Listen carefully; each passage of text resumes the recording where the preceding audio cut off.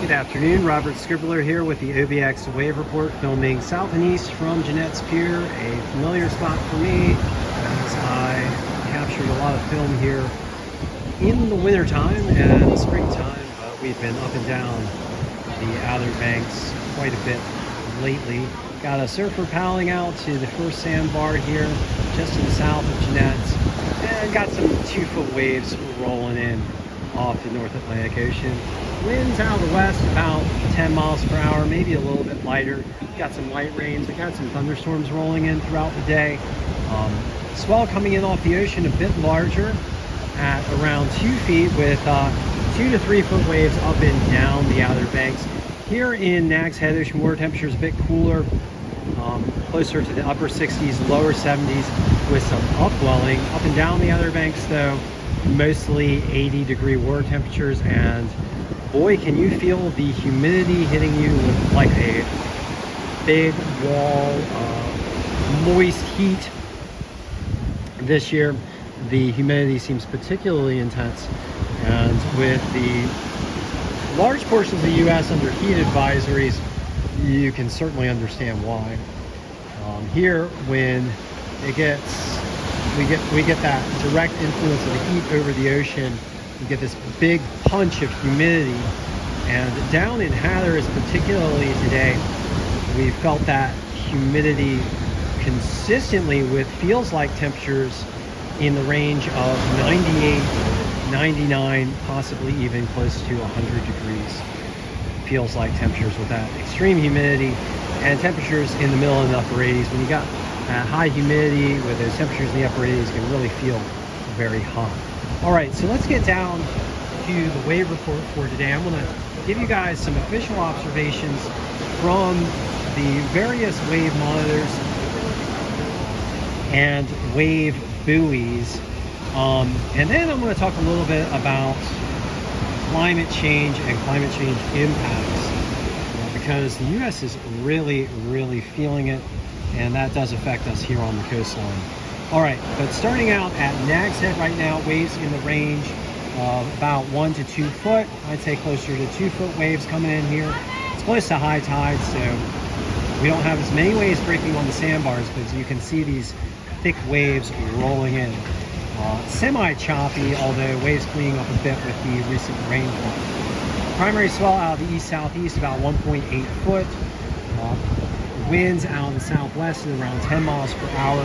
Air temperatures right now in the range of about 82 degrees. Ocean water temperatures ranging between the upper 60s and lower 70s. Weather conditions, cloudy, some rain. Highs today were in the middle 80s. We had some thunderstorms. Those are expected to clear up as we head on into evening. Humid conditions throughout the evening, with temperatures not cooling down much. And then as we head on down south to Rodanthe, we've got waves in the range of 2 to 3 feet. Slightly choppy conditions with an east-southeast swell at around 2 foot at 9 seconds. Winds out of the south at about 12 miles per hour, generating slightly choppy conditions. And air temperatures right now in the range of about 83. Ocean water temperatures all the way up to 81 degrees. As we watch a surfer try and paddle into a wave here. I don't know if he's going up, there we go, getting up on the foamy. Woo! All right. Water temperatures down in Rodanthe around 81. And then last of all, heading down to Buxton, we've got 2 foot plus waves with slightly choppy conditions. Primary swell out of the southeast at 2.2 feet. That is a 9-second swell. Winds out in the south-southwest at around 11 miles per hour. Air temperatures in the range of about 85 degrees. Ocean water temperatures 82. Weather conditions partly cloudy today. We had highs around 85, 86. 20% chance of a thunderstorm today. South-southwest winds 10 to 15 miles per hour. Very humid today with humidity in the 80 and 90% range. Feels like temperatures in the upper 90s, near 100 degrees. Crazy. Feels like temperatures down there at Boston. All right, so let's get into some climate reporting here. And we've been talking about the ocean heat waves. Ocean heat waves now covering 40% of the world's ocean system, and ocean heat waves are now twice as frequent as they have been in past years. This is due to climate change driven by fossil fuel burning. And in some places, the ocean heat is being felt very acutely. Off the south coast of Florida, south and southwest, south of the Everglades, near the Florida Keys, there's a shallow body of water that has been experiencing temperatures in the range of about 95 to 98 degrees Fahrenheit. Just to give you guys some perspective, a hot tub has water temperatures in the range of about 98 to 100 degrees. So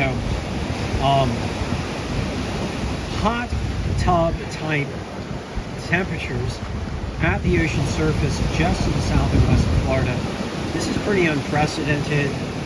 Definitely an upshot of climate change driven by fossil fuel burning there south and west of Everglades National Park and west and north of the Florida Keys there in that shallow water zone. And we do have a very large region of 90 degree plus water readings stretching from the Gulf through the Bahamas and into the Caribbean. Very bad condition for sea life there. Harms both ocean oxygen, which is necessary for most sea life, and is a major hit to the coral reefs.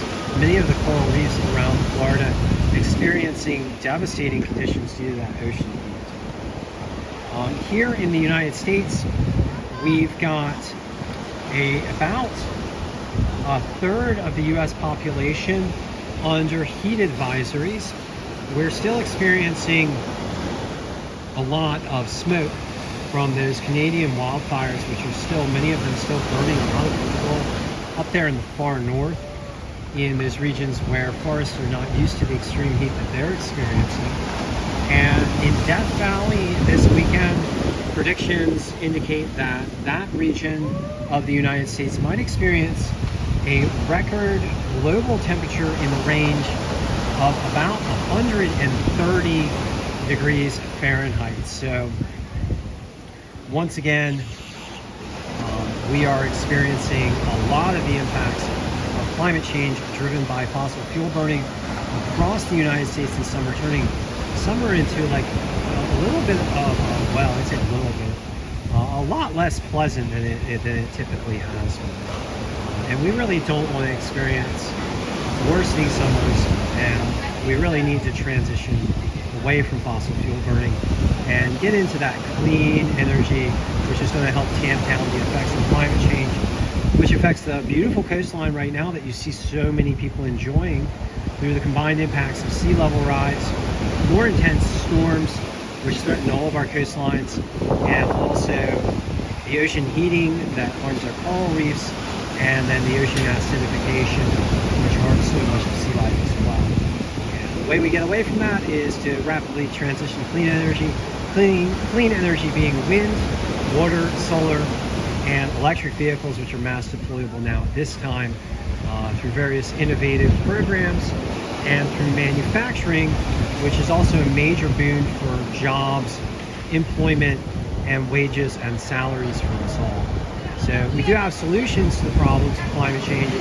Unfortunately, there are many that deny climate change and many that stand against it.